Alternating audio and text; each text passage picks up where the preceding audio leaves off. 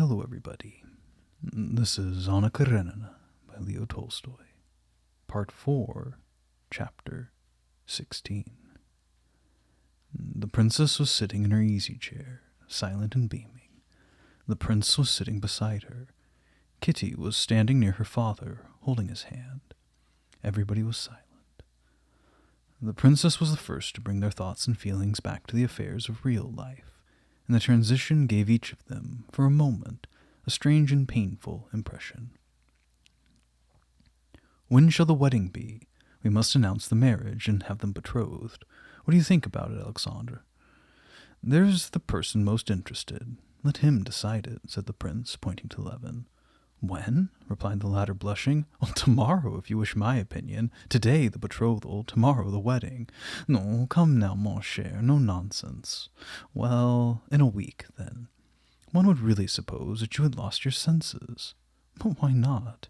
And the trousseau? Said the mother, smiling gaily at his impatience. Is it possible that a trousseau and all the rest are indispensable? Thought Levin with alarm. After all, neither the trousseau, nor the betrothal, nor anything else can spoil my happiness. He looked at Kitty and noticed that the idea of the trousseau did not offend her at all. It must be very necessary, he said to himself.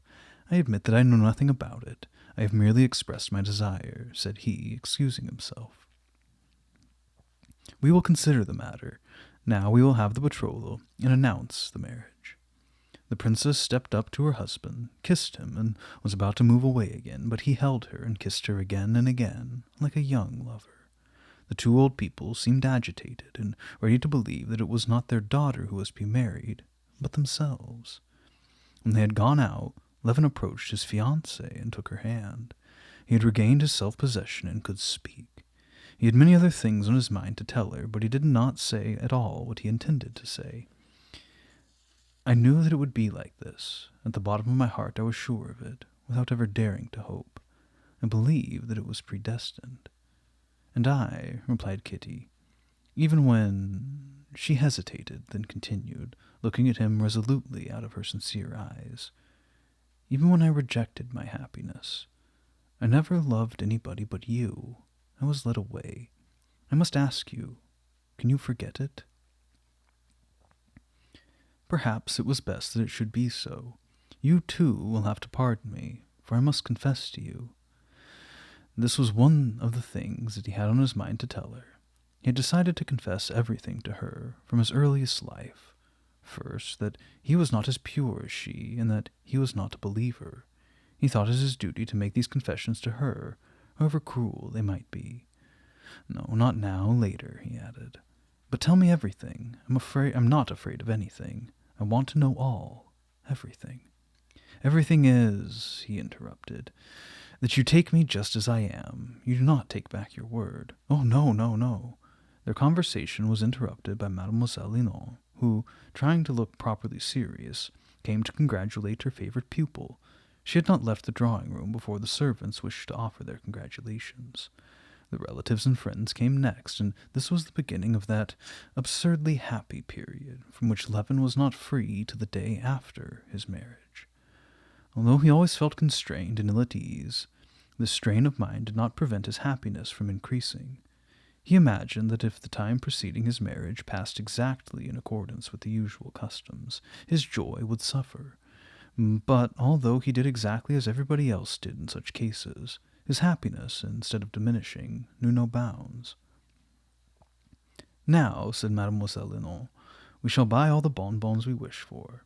And Levin ran to buy bonbons. No, very glad. I advise you get your bouquets at Famine, said Sviazhsky. Do you? Said Levin, and he went to Famine's. His brother advised him to borrow money, because there would be many expenses for presents and other necessities of the hour. For presents? Really? And he started off on the run to buy jewelry at Fulda's. At the confectioner's, at Famine's, at Fulda's, everybody seemed to expect him, and everybody seemed happy and triumphant, like himself. Strange as it may seem, his enthusiasm was shared by even those who before had seemed cold and indifferent. People approved of him in every way. They treated his feelings with delicacy and gentleness. They shared his conviction that he was the happiest man in the world, because his fiancée was the pink of perfection. and Kitty was impressed in the same way. When the Countess Nordstrom alluded to the more brilliant hopes that she had conceived for her friend, Kitty became angry and declared so vehemently that it would have been impossible for her to prefer anybody to Levin, that the Countess was convinced that she was right. From that time she never met Kitty with her lover without smiling enthusiastically, though she did not approve of Levin. A very painful incident happened at this period. It concerned the confession which he had promised. He consulted the old prince. Acting on his advice, Levin gave Kitty a journal containing his confessions, written purposely to show to the one whom he should marry. Of the two delicate points with which it was concerned, the one which passed almost unnoticed was his unbelief. She was a Christian herself, and incapable of doubting her religion, but her lover's lack of piety was a matter of indifference to Kitty. This heart that love had made her acquainted with contained all that she needed to find there. It was of little importance to her that he termed the state of his soul incredulity, but the second acknowledgment caused her to shed bitter tears. Levin had a great struggle with himself before he decided to make the confession. He was resolved to make it because he wished to have no secrets between them, but he did not realize what an effect it would have on a young girl. The abyss which separated his miserable past from her dove-like purity became plain to him when, as he entered Kitty's room one evening before going to the theater, he saw her lovely face bathed in tears. He understood then the irreparable harm he had done, and he was filled with alarm. "Take back these papers," she said, pushing away the sheets lying on the table. "Why did you give them to me? However, perhaps it was for the best," she added, seized with pity at the sight of Levin's despairing face. "But it's terrible, terrible." He hung his head, unable to say a word in reply. "You will not forgive me," he murmured. "Yes, I have forgiven you, but it is terrible." The incident, however, only served to add a shade more to his immense joy. He understood the worth of it still better after his pardon.